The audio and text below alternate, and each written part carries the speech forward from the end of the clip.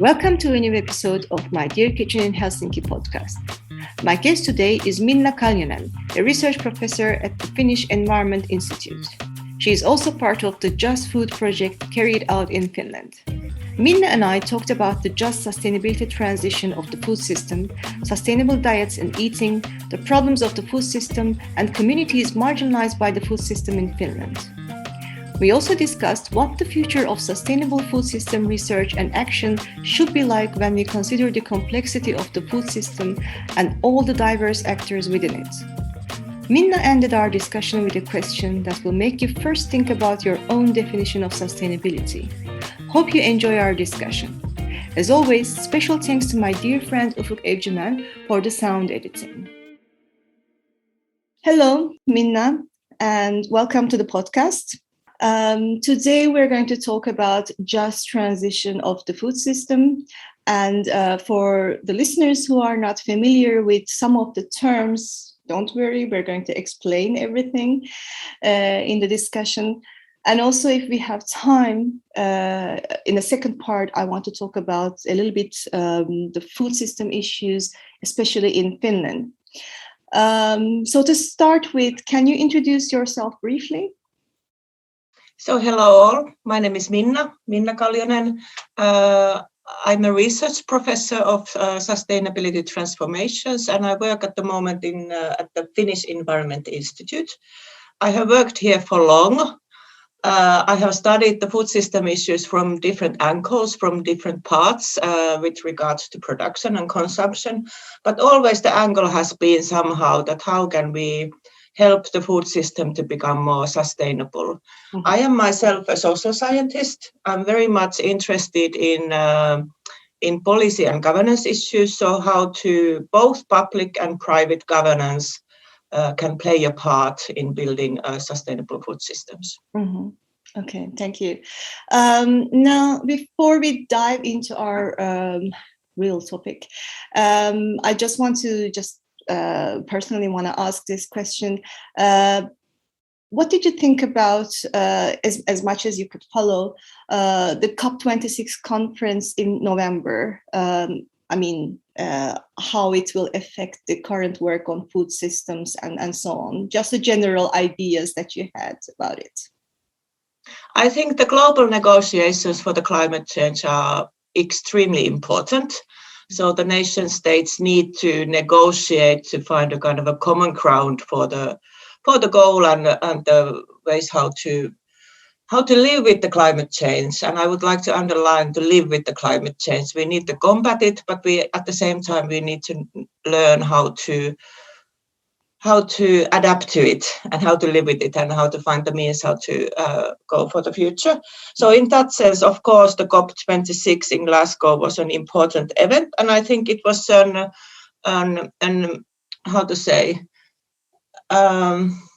has been some critics afterwards of the COP of the kind of the agreements that were achieved. Mm-hmm. But in a way, there was a lot of kind of progress taking place as well. Mm-hmm. And I'd like to underline that.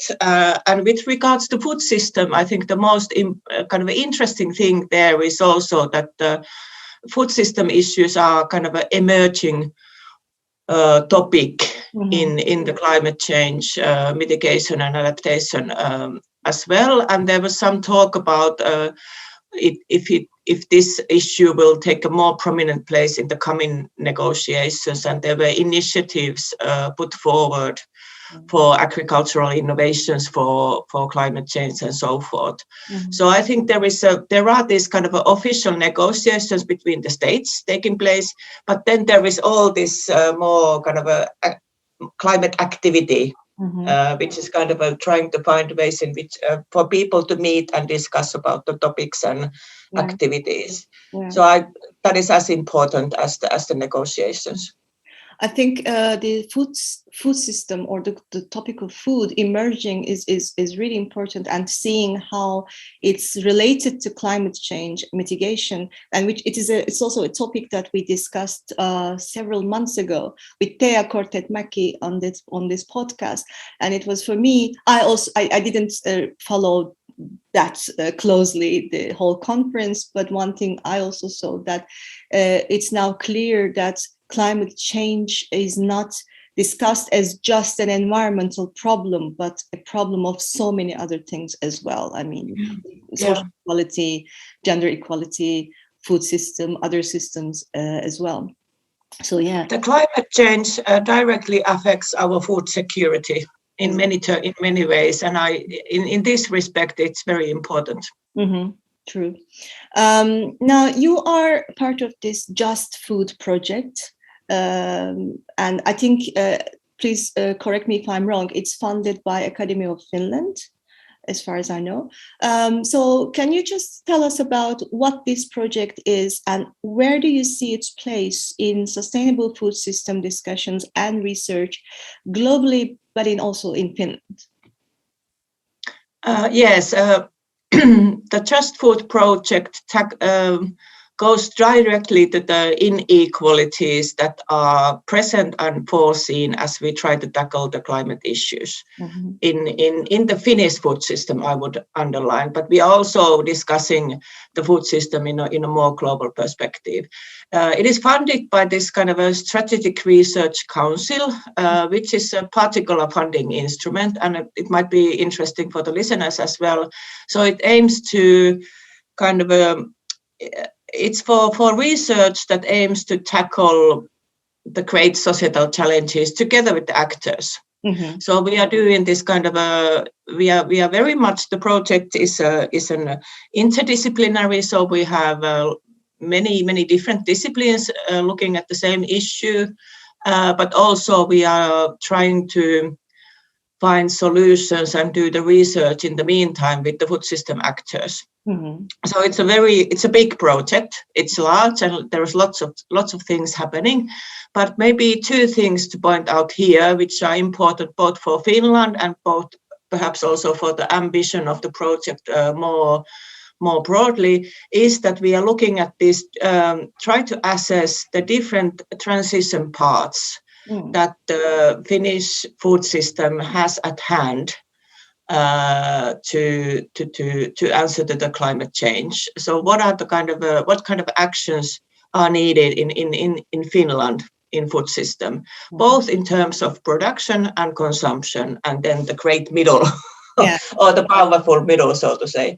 But then we are also looking at the kind of having a justice angle on this. So we try to look at these transition pathways, how they affect not only how they are able to lower the climate emissions, but also to take into account the effects on nutrition and food security of different socioeconomic groups in Finland. So with regards to how people eat, so how capable they are to changing their diets into more climate friendly, but then also like what are the kind of the climate mitigation measures, how they affect our production, how capable the producers are they tackling this, and how kind of what are the kind of regional differences with the kind of what should be done for the climate. For example, in Finland, the peatland question is a very important thing. So like more than half of the climate emissions or the greenhouse gas emissions are coming from the peatlands in Finland. And when we are looking at the agricultural sector. And this means that the peatlands mostly are located in the western part or in the northern part of Finland when we think about the agricultural land.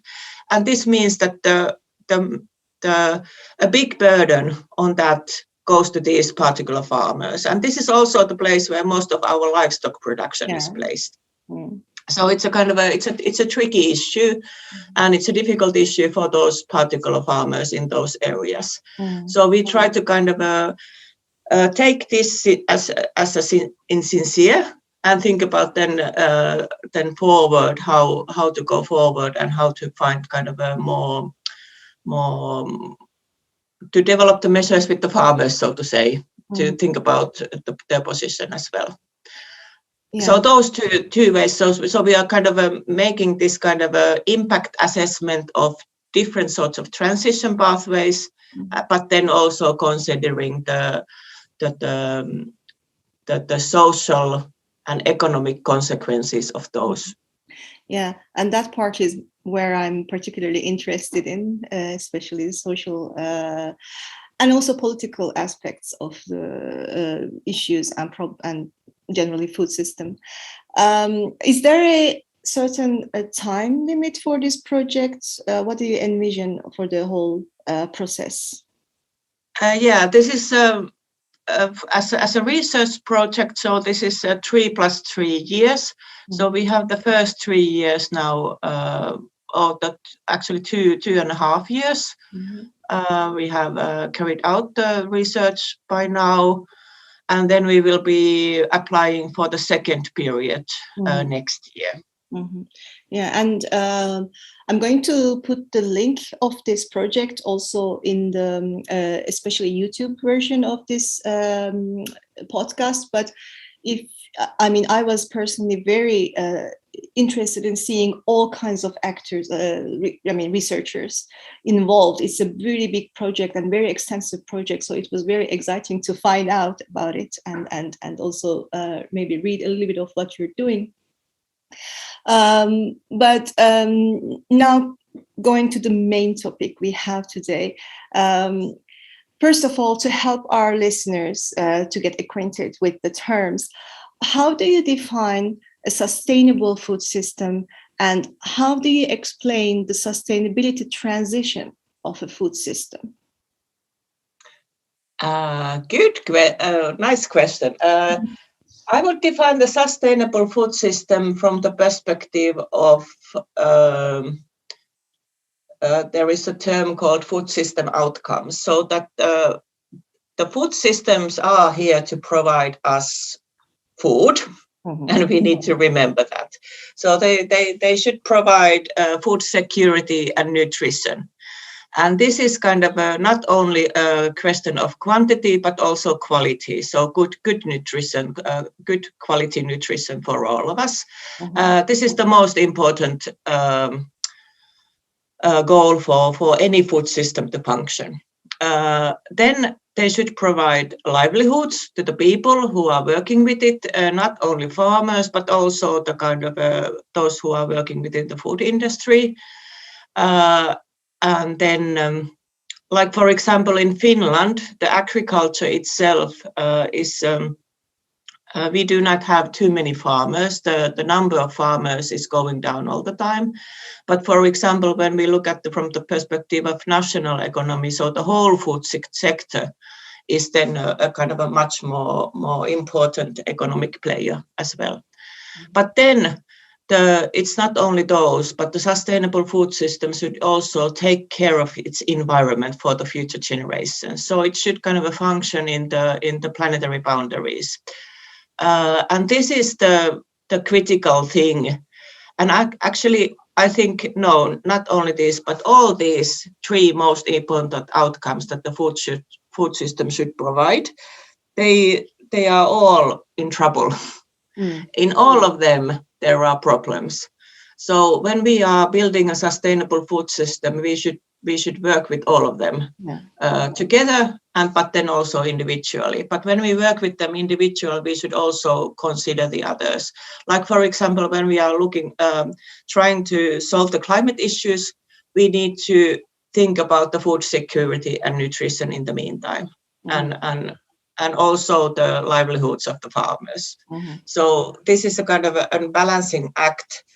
But it means this now goes to the sustainability transition, which means that the current environmental problems in our society cannot be tackled by individual policies or actions, but they are systemic, deeply systemic, meaning that, as I was explaining about the food system, that there are problems in all of these fronts. So we need to kind of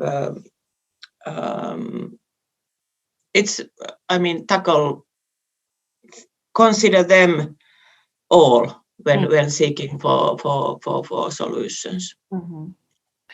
Now, I also want to talk, I also wish you to define 2 more things, which I've seen in some of your articles, and also it will help further on in the other questions. You talk about the sustainable diet and sustainable eating. Can you also explain a little bit those? Yeah, sustainable diet then means, when we go back to these three pillars of the food system, is then that the diet that we eat is not only nutrition, but it should be also environmentally sustainable. So in that way, and this is quite a new thing, I would say. So diet is now it's the academic me talking. Mm-hmm. So the diet is a kind of a concept that comes from nutrition science. Mm. And for the nutritional research, so there has been also this awakening for the sustainability and the environmental issues. And now there is a lot of research going on in trying to figure out that what would be then the composition of a more sustainable diet. Mm-hmm. The good news there is that in many ways the environmental sustainability and health go hand in hand. So for example, when we are talking about the more plant-based diets, so they are most often good for both environment and health. Yeah. But of course, there are then individual issues in there as well that we need to think about the production methods of certain fruits and vegetables and so forth, and how to develop the whole value chains for certain plants. Mm-hmm. To make them more sustainable, or the other way around, more prominent in our food systems. And there the legumes is, for example, one good example when we think about the Finnish food system. Mm-hmm. So if we want to turn into a more plant-based diets, at the moment, the value chains for legumes in Finland is not working too well. So there is a lot of things to be done from the food system perspective. So it's not only what we eat, yeah, but also what we produce and what happens in the between. Mm-hmm.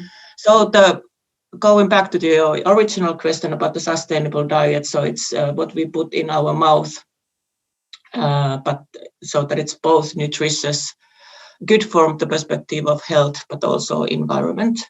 Mm-hmm.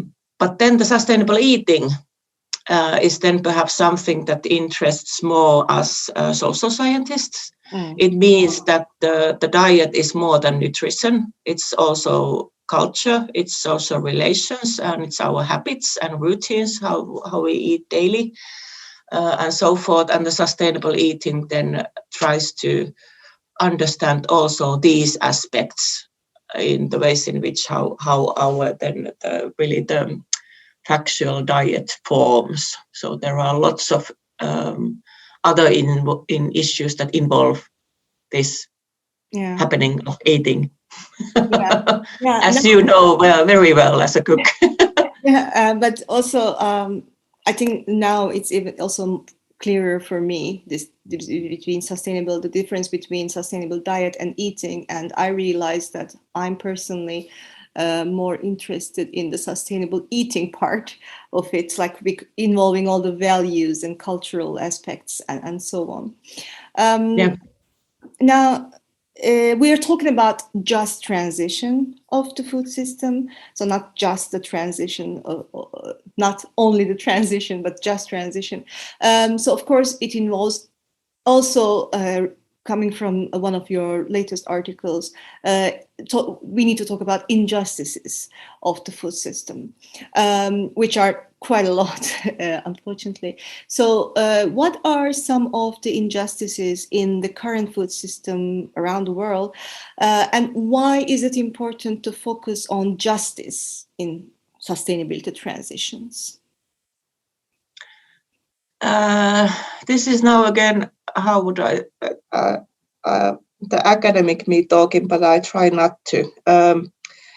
Just transition is simply, it plays around also with this idea that we cannot only think about environmental innovations and in environmental policies when we are individual policies, when we are thinking about the more sustainable futures, but also how equipped, what are the capabilities, and what are the current vulnerable groups in our society, and not to leave them out, so to say. So to be kind of have eyes open and be attentive to the socioeconomic differences in our society,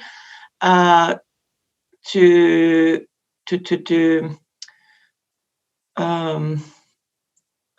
what is it? To be to what is it? Now I cannot find the English word, but to identify the inequalities in this respect in the what is in our society, but also kind of be careful that we don't deepen them or create new ones, as we are trying to build more environmentally benign food system in our case. And I think the position of farmers is a very important thing to consider. If we, for example, think about the Finnish food system, so currently they are in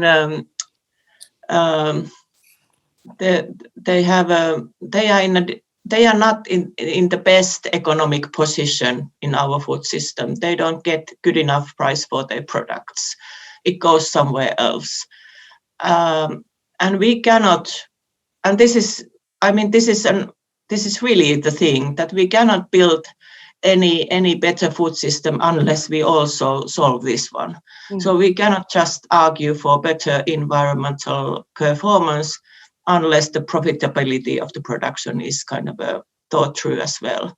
But this is the thing, that when it goes to our economic system and our what is it?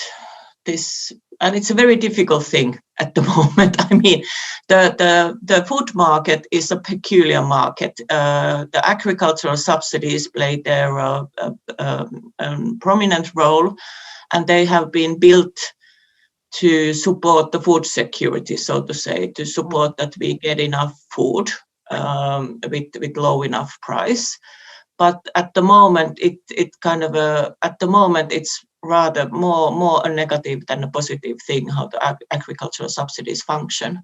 And for example, there is not good enough kind of a feedback from demand to production. It's very slow how the production can react upon the changes in the demand. And this is due to several reasons. There are investments in the production and these subsidies and so forth. So I don't have any solution to this, but I only want to underline that there is no sustainable food system unless the farmers also are valued both in economic and in social terms. Yeah,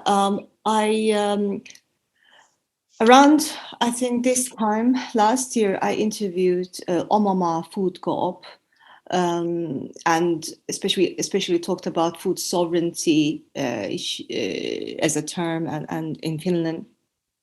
And after that, I've been until the end of this past summer, I've been involved with their work. I didn't work in the fields, but I helped with them in their kitchen. But of course, I also followed what's going on in the field. And that's when I came closest to observing how farmers are working, and especially this particular farm, which is trying to make a real systemic change and trying to make a ethical production, organic production, and so on, for a quite small group of cooperative.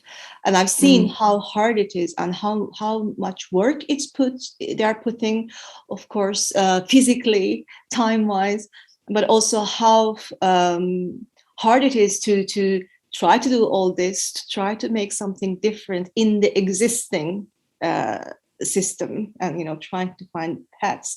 So I that's when I realized that I never thought about farmers that much. I always thought about the issue in the society when it comes to consumers and so on, perhaps because I'm also a consumer, consumer. But that's when it struck me most, like, okay, this is now a really big issue. Yeah, and I think this is why we are starting to talk more about food system, and this is why it is so important in a way, because the current functioning of our modern and efficient food system, it kind of drives the production and consumption apart, and it has done that in a very efficient manner. So how kind of so it goes back to the farmer, it goes back to the consumer somehow to try to build the linkage in our doings to the other, so to say, and I think it's a very big problem if we do not understand anymore where the food comes from. But this is how our food markets and food system at the moment functions. And the other problem is that we should also find the kind of a middle way solutions, because the kind of a co-op that you were talking cannot be the solution to all, but it can be a part of the solution. But then we need also kind of a something for the middle. So also we need to work there. And this, and it's interesting, such as this food co-op. I looked at Anne interviews here as well. Some other alternative food networks happening in here in Finland, or at least in Helsinki, such as Oma Pelto, for example. So people are now trying to find ways of doing things differently, getting closer to the production. But of course, they can't get all their food from that, but trying some new things. And it's really interesting, for example, in the case of Oma Pelto, at least, that it was the consumers' initiative that they felt like they needed to, they wanted to. So it was another interesting dynamic happening there. But going on now, continuing just a few minutes before, when we were talking about the sustainable eating, we talked about, there are different things than nutrition, such as values and so on. So what I want to ask now is, well, when we talk about sustainable diet, we can't talk about one single global diet that fits everyone or all the regions, everybody in the world. So you talked about values and maybe cultural aspects, but in general also, what are all the parameters that we should consider while we discuss just dietary transitions and sustainable diets?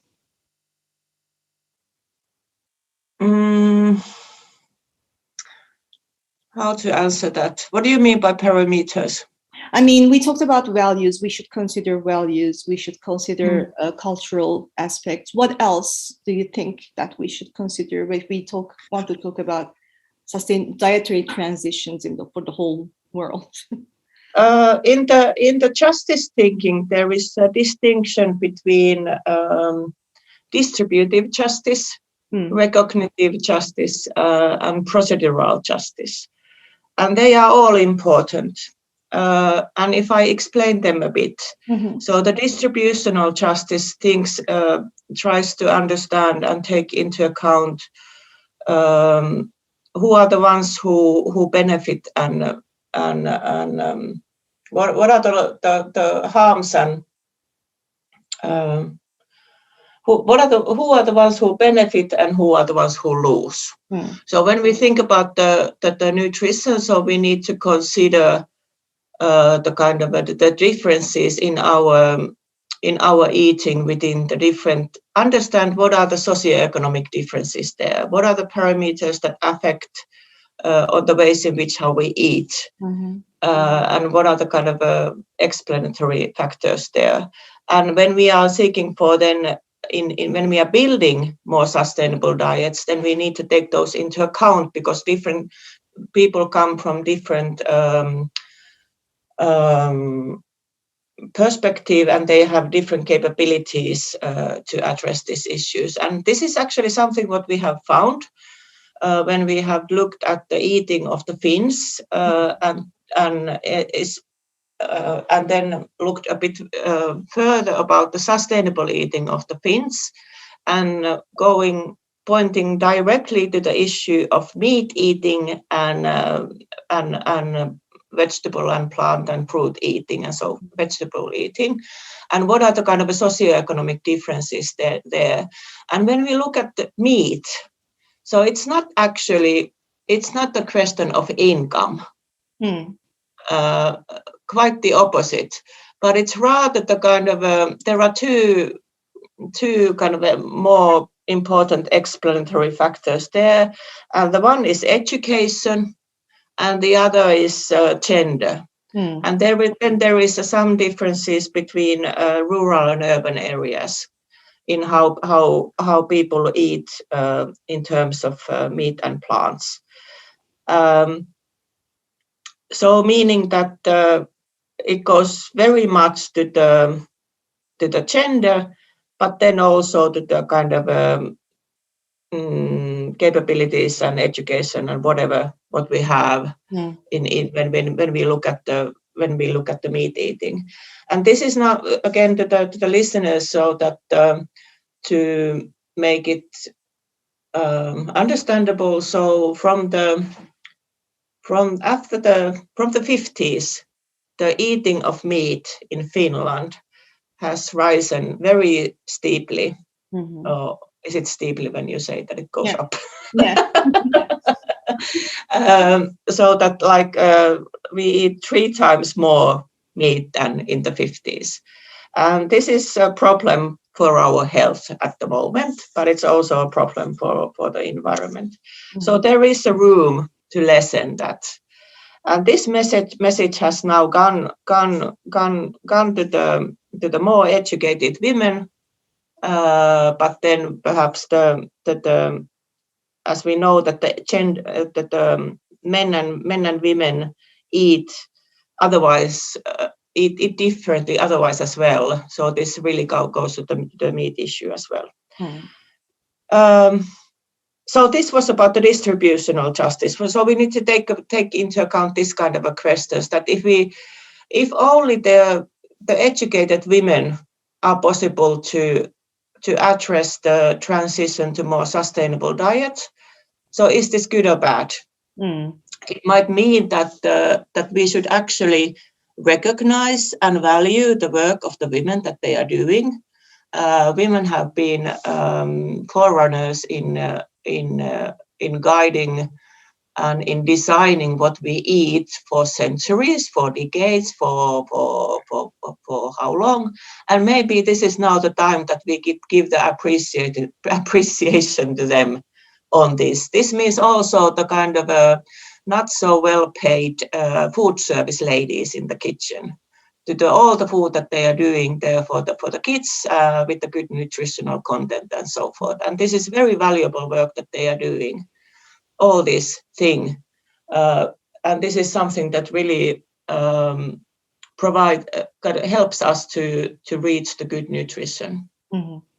So this was then the recognitive justice, that we need to kind of value the different perspectives or the different societal conditions that people are coming from to the issues, but then also maybe understand a bit more that what would then mean a sustainable diet for this.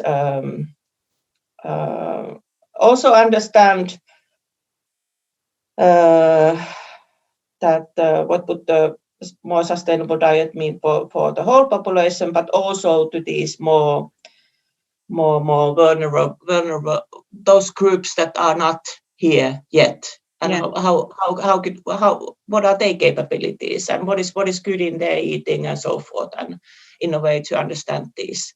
And then the procedural justice then thinks about that how we can take into account these different opinions and groups and people and so forth in the decision making, and make it more kind of a open and so forth. And there, of course, with the democracy is the key thing, and we are living in a democratic society. But with regards to food, so this perhaps means that currently, for example, the food policy and the agricultural policy and so forth, it's that the lobbying organizations and so those, they have a much too strong role there, that how can we develop those kind of forums for decision making that really address the importance of food to us people as well, to us eaters. Mm-hmm. Because now it's mainly the producers who are deciding what is to be produced, and also the industry and the retail. Mm-hmm. They are deciding what we are offering. So maybe to somehow to how to make us consumers and us citizens, I would underline, heard better in the decision making, in how to that these social and cultural values in food, mm-hmm. how we can appreciate them. And I think the co-op that you were talking is a one example of that, when this is being carried out. Mm-hmm. But then, for example, we are working with the school meals, because I really appreciate and value this institution in the Finnish Welfare Society. It does a lot of good and valuable work for good nutrition. But we are now working with the pupils, with the school children, in thinking about them, about these sustainability issues, so that it's not only the politicians who argue about if the meat or vegetarian days are offered at school, but what do the kids themselves, how they see this.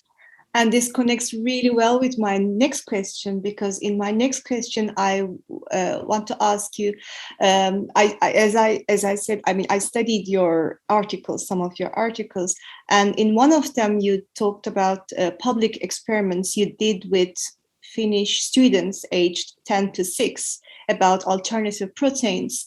And it was an interesting experiment. So I wanted to now ask you what that was about, and because also the process was interesting as an example to show our listeners. So if you can talk about that experiment, what it was, why you chose, well, you now talked a little bit, but why you chose these students, but also what kind of outcomes you had. Yeah. I love it myself as well, because the whole this process was more or less an accident. How we as researchers, we learned a lot of new things. Was that we were asked by Liperi School, which is in the North Karelia, in the eastern part of Finland, mm-hmm. To organize an event for the students when they were having their bread day event, so to say, and as a school as a whole. And then we decided that we will go and have a kind of this tasting event with the kids on the alternative proteins. So we chose by accident, more or less, mm-hmm. Fava bean, tofu. There was some lupine and then some crickets for them to taste. So kind of to raise discussion on this alternative proteins in our diet and the sustainable diet thing and so forth. And we went and had them to taste this, but then we also had a bit of a competition there while doing this, that the kids were asked to put the different these so-called proteins on a row, depending on like what are the climate footprint. And there we had also meat involved. So like which one has the highest and which one has the lowest. Mm. And as we were doing this, we understood that how important it is that we have this different means and develop different ways to taste, talk, and think about food. That it's not only taste, it's not only the environmental impact, it's not only about our the first cut that we got from a food, but we should go a bit further in thinking about what it really is. And during this tasting event, how this came apparent was that we were dealing with the whole group of students, like 10 to 20. And while we were moving we first had them to taste these alternative proteins, and then the first guts of the students came front. Like, for example, some of the guys were saying that, no, I will not taste the tofu, it's a food of vegetarians, I will not taste it. Or some of the girls might have been a bit afraid of tasting the crickets and so forth. But then when we got into the competition on the environmental footprint, so the different people, the group dynamics changed in a group. So the more silent ones came front, and they were kind of active in thinking about the environmental footprint of the foods, and they had more room to express their ideas as compared to the tasting, where this kind of a more louder, more kind of a gut feelings came across.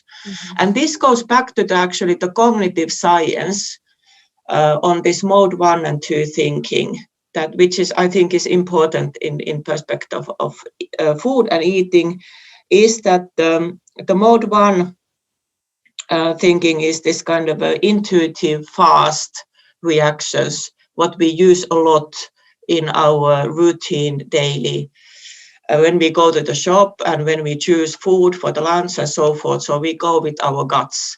But then the mode 2 is the more kind of reflective, which requires more time and so forth. And these go kind of hand in hand. And if we are to change any of our eating patterns, we need both of them. And we should also kind of create, when I think of us as a researcher, or then as a policymaker or so forth, so we should kind of help us all to use those both to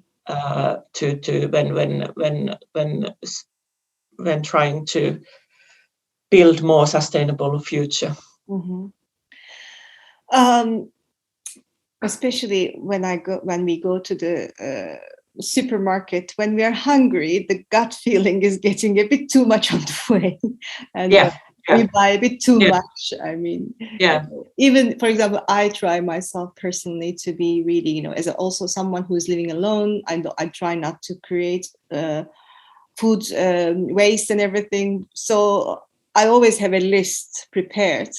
But then again, especially if I'm hungry at the moment, things get out of hand most of the time. But this is also why the retail has such a big role in guiding our food, the grocery shopping, so to say. And nicely also in some parts of the retail, like, for example, now the S Group has raised the sustainable diet and eat, or the plant-based diet actually, as part of their responsibility program. And we should help them to seek the ways how to put this into practice. There are lots to do in the retail with respect to this, and we should look critically on that. And one thing I found, I always made, for example, a shopping list if I'm shopping for myself or for my customers and so on. But what I started doing is I now know the S Market that I always go, or Heinon Tukku that I always go. I now know where everything is by heart in my head. So I create my lists according to my pathway. So I just don't write everything randomly, but I make a list. So following that list physically that well, and not going back for something, has also helped me with getting just the right thing that I had in my mind and not go really crazy with everything else. So that was also one way that personally I found. But now I want to talk about one other thing. which is kind of a rather new topic when we talk about sustainability. And there is a very interesting PhD study coming out, I guess, soonish from Aalto University Department of Design. It's multi-species sustainability. And you talk about, again, in one of your articles, multi-species justice in sustainability transition. So can you talk a little bit about that? Can you introduce this concept also a little bit to our listeners? I think in simple terms, it means that we also need to take into account the animals in our food system and how we treat them and what is their position and how they feel and live with us in the food system. And there is a lots of talk on this from different ethical perspectives, and the ethical perspectives may differ a bit. But I think the simple thing, I would maybe use an example of a broiler here, that from the perspective of climate impacts, there is now the climate impact of a broiler production is lower, or the climate footprint is lower than, for example, from bovine. And this is due to several reasons, but also one of the reasons is that the production chain is so efficient and resource efficient that not much goes lost there. But the conditions in which the broilers are raised is not ethical from the perspective of multi-species justice or animal welfare. And if we don't take these, again, both of these into account, so we might end up kind of supporting false solutions for only one particular problem here, the climate change, but we need to also consider how we live with the animals in the food system. Right. Now we still have some time, so I want to talk a little bit about the second part that I was talking, but we actually talked already a bit about my questions there, so I'll skip those ones. But one thing that I'm now curious, and I asked this question to, if possible, all my guests that come. First of all, well, we talked about justice and everything, but to put it more into a better understanding for the listeners, what does food security mean? And is Finland food secure? Why or why not? I would say that Finland is food secure in general respect. We have worked as also food security has several aspects in it. It includes the availability and the stability of the production of the food, so that we have enough food to feed us or the world. But then it also contains the access, that the people have access to the food, but also the utilization, that we know how to prepare and cook, and we have the capabilities to do that. And with respect to those latter ones, so I think that, or to both of them, so we are quite well. But as Finland is quite on an odd Western country in that sense as well, that we are also fairly self-sufficient mostly in our livestock and dairy production. And this is the kind of the basis of our food system in Finland that we need to acknowledge. Of course, because of the northern conditions, so we do rely a lot on the import as well. Yeah. And this is not the problem. The food system, I mean, I'm at the time currently reading, and I would recommend this to the listeners as well, the food history of Finland, which is in Finnish by Ritva Kylli. And one of the message from that book is that the food has been always global. that we have always sought new foods and new cultural ideas from elsewhere to our own food tradition and so forth. So it has always been flexible. But we need to acknowledge that what is the kind of in which foods are we dependent on the import and which we can produce ourselves, and what is the kind of a relationship between those. Meaning that in Finland, I would say that we really need to invest in developing also the plant-based value chains in future, so that we are able to address the more sustainable diet here as well with our own production.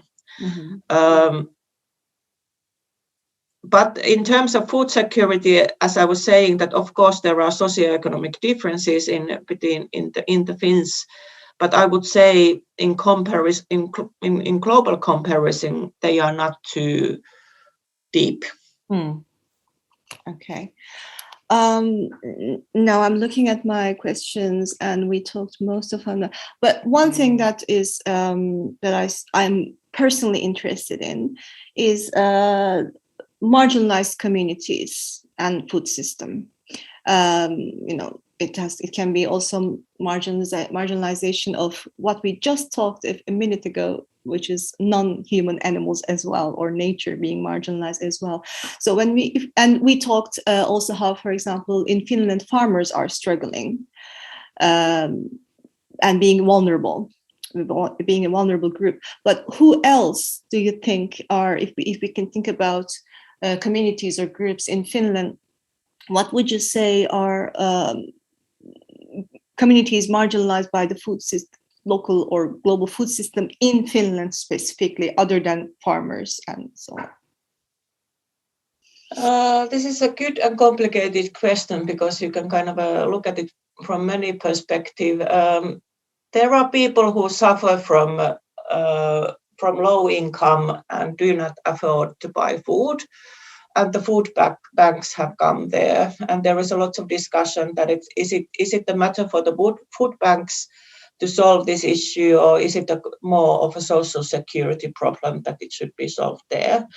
So this is of course one marginalized group now taken care of by the charity.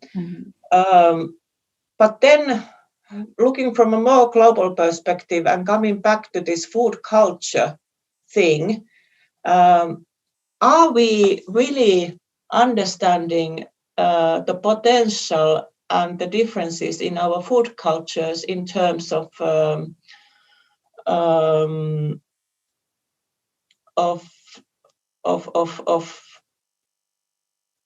those who have moved to Finland, like for example the Somali and Syria and whatever,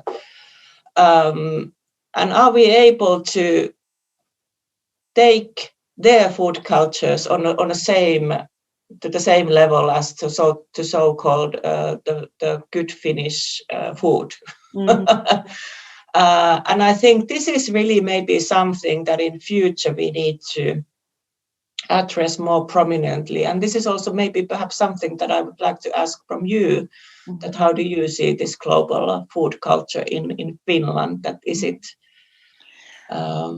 I find I was hoping you would say about these immigrants coming to Finland, and to a certain extent, some of them, especially maybe non-European, we could even say, ones being sort of marginalized in different ways. And for example, I come from Turkey. But for me, I don't have to always go to this specific Turkish market to buy my food. I normally just, buy from normal, and I make substitutes and so on. But of course, every now and then I go to Itakeskus and go to these ethnic markets. But I'm also observing when I'm there, and I'm seeing that a lot of people are specifically going and buying their food mostly from there. Not just for me, with every now and then, I missed this or I missed that, but just even the things that they can find, let's say lentils or something, other things that you can now easily find in normal S markets and so on, they go and buy. And I'm very curious, what is it that makes them to go to these specific, is it maybe logistics, could be, maybe they live closer, or is it something else? And I recently talked about it when I was doing some work with Familia ry, with a Kenyan woman, and she said, yeah, I go there because it's for me sort of, I go to my own ethnic market because it's a way for me to keep my culture still. Yeah. And it may be, I mean, we can say, oh, come on, it's lentil after all, let's say. But for her to go to that specific market and to buy that one is keeping her, and she's been living here for 20 years, imagine. So it has been, still she goes there just to fulfill the idea that she's keeping her culture still alive in herself, and with her multicultural family. And that's one thing. But also, I think there are other barriers, such as, for example, language barrier. And when it comes to immigrants, not being always able to reach some of the more local interesting things happening food-wise because of the language barrier. I mean, I myself try to, and you know, I understand Finnish, but I really have to focus a lot. For me, it's been so hard to get into the whole ecosystem because everything is going on in Finnish, and it's going on in different groups in Facebook. And I am personally, I want to do it. I have the motivation to do it, and I go and seek out. So if you don't already have that motivation, and if you have certain barriers such as the language, which is a big barrier, then you probably just go, okay, you know what, I'm just not going to do that. So these are some certain, and also I'm curious to see, I can't say that I find the immigrants lacking in that sense, but sort of have the feeling, for example, all these urban gardening projects happening around. And I'm not sure how much of it is being also done by or involves also people coming from different cultures. I mean, when I look at this kind of interesting and exciting urban food initiatives or urban food activities, I see a very white picture, and I keep thinking, but where are all the other non-white people in this? And I'd be happy to, and this is something that I'm very much interested, together with the whole marginalization in general, and I want to make a research on myself. And how do we involve? I mean, what are the patterns that are making all these groups, including the immigrants and so on? And can we call it marginalization or something else? And can we also maybe think of not just people, the immigrants as people, but all these ethnic markets themselves also somehow being involved in the not just this kind of ethnic alternative shops, but can they be involved? Because, for example, especially I go a lot to Alanya market, the Turkish market in Itakeskus, and it grew within the 10 years that I've been here. It grew enormously, and it has now a really big section of fresh produce. And okay, some of it are those that they bring from Turkey or some other places that you can't really, produce here. But then some of them are readily available, produced here. I mean, especially when I got involved with Omama, I realized what kind of a variety actually can be produced in Finland. So I keep thinking, but they are still bringing those things that can easily grow here from somewhere else. So is it somehow possible to at least, introduce Finnish farmers with these shops, and so that the immigrants sort of who are specifically also doing their shopping, their fresh produce shopping from those places, can be introduced to the local produce, because in the end, I think this is a very good example of when we look at it from the justice perspective. So we might find it as a marginalized phenomenon and something of an inequality there. But it's also a cultural diversity, kind of a highlighting the meaning of food for our identities and our kind of a cultural identity. And then when we look at it from that perspective, it's then an enriching element. And then the question is that how we should build that into more prominent form into as part of the food culture as a whole, and understand this the meaning of the culture for the identity, or the food for the cultural identity, and having the kind of emphasizing this diversity aspect in it, and this might then kind of call for action, that how we can embrace and strengthen this diversity.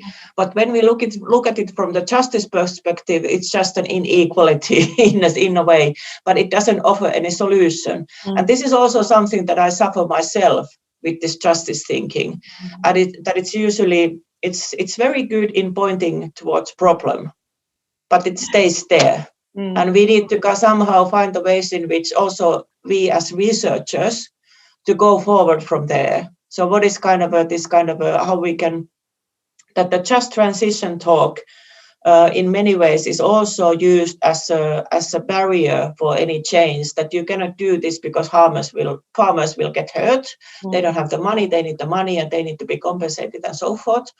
But then, so you are not kind of able to go forward. But we need this kind of a more of this other perspective in this as well. And I think there the capabilities or this diversity and all these kind of things are very important. So how to somehow support the capabilities for transition for each of us, and in the food system, the meaning for each of the activities and actors in the food system. And they come there from different food ground, and we need to understand. So the recognition is a very important term there when we are going forward from the inequalities. And also, especially considering, for example, immigrants, it's not just about having a personally preserving food culture, but they come with a lot of food knowledge. So how to also, we can also have to integrate them. It could be a way to integrate them better into the Finnish society, while also benefiting from the vast different ways of knowledge. Because there are many people who are coming from rural communities who have extremely good knowledge about how to grow, yes, in a different climate, but they understand soil, they understand food. So and it could be a good way. I think there was also a project, now I can't remember where, but there was a good project somewhere about how they integrated refugees by urban gardening, because when you start growing something in that soil, in where they're living, they become more attached to where they're living. So it's better for, it benefits them, but it also benefits, having their knowledge, of course, will benefit back the local culture and knowledge in Finland. But when you were talking about just pointing the inequality and injustice is not enough, so what? It comes to my final question, actually, which is something that I always think about, because when I'm building my research on this, I want to, I think also coming from my designer background, I always think of, so how do we go forward? How do we it's not just enough to analyze, but then how do we go forward? How do we build on that? And personally, I come, as I said, I did my master here in Aalto University, and I worked a lot on co-design and creative methods to involve people. So this is what I'm thinking also for this research that I'm building about marginalized communities, how to involve them in the decision making, but also how to make a participatory research that is really participatory and not just getting them into a room talking about one thing for a workshop and then letting them go away, but actually involving them within their life. But what would you, as a final question, what else can you think about when we talk about the research methods and action for food sustainability and sustainability transition today and in the future, considering how complex all the problems and the actors are diverse and complex? As important as it is to work with the practical questions and finding the practical solution, I'm very much on the same line with you as you were talking about this kind of co-design and participatory research and so forth. As important it is to cross the disciplines from in science, meaning that we work in a cross-disciplinary manner. And this goes back to the idea of a food system that we talked earlier, and the sustainability transition, meaning that no discipline, if it only looks at it from its very narrow point, cannot help us in building more sustainable society. But we need to kind of go across and work together. And this is also a challenge in a way because the disciplines have been formed to provide very concrete answers to very concrete questions. And this is also something that is kind of longed from science nowadays a lot. But actually we should, now we are going into new frontiers, meaning that we don't know yet. Mm-hmm. But we should seek it and be open-minded and attentive and so forth. Mm-hmm. But this is in the Just Food project that I'm now running, this is the very, for me, has been the most fertile and something that I have learned most, for example, from nutrition that I didn't know beforehand, some very detailed issues as well. But then also to kind of then shake the researchers in our research group and ask them that what does it matter then when you have find this, that how do you build this into the bigger whole? Mm-hmm. And that is often the more difficult question. Mm-hmm. Yes. So I think these are all my questions.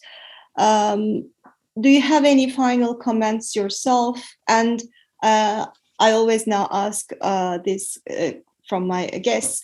Is there one question that you would like to ask our listeners so that they think further after listening to this episode and maybe hopefully discuss among themselves or in the comments in social media and so on? I would maybe ask the listeners to point towards the research questions that we should tackle better when thinking about either from the food system perspective, thinking either from the inequality or either from the sustainability perspective. That where do you think are the kind of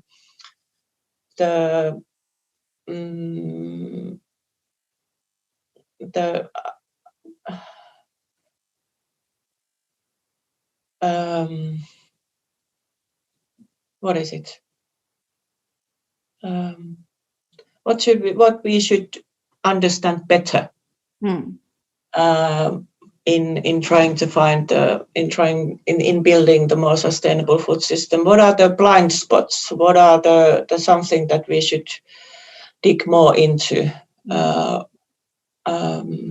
in any of the food system activities, from production, from input to the production, and what is the role of the retail or industry and so forth, and or whatever. Okay. So that maybe this one. Mm-hmm. Yeah, I think it's a good question, because it will also make people, first of all, think about what they understand from sustainability, because it's a buzzword for years, but I'm seeing a lot of people still being a bit confused about it. And that's why also I wanted you to explain some of those terms earlier.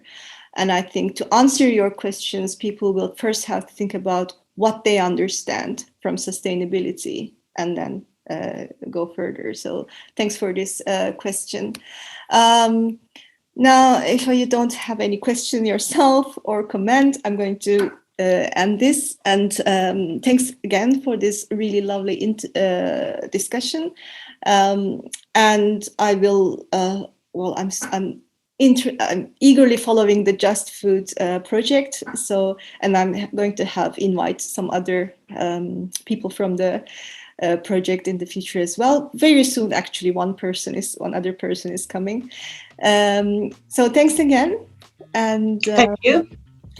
Have a nice, how do you say, rest of the year, and also Christmas. Yeah. Thank you. Thank you. Thank you for listening to this episode. If you want to know more about the blog behind this podcast, check out www.mydearkitcheninhelsinki.com and find it also on Instagram and Facebook. Have a delicious week.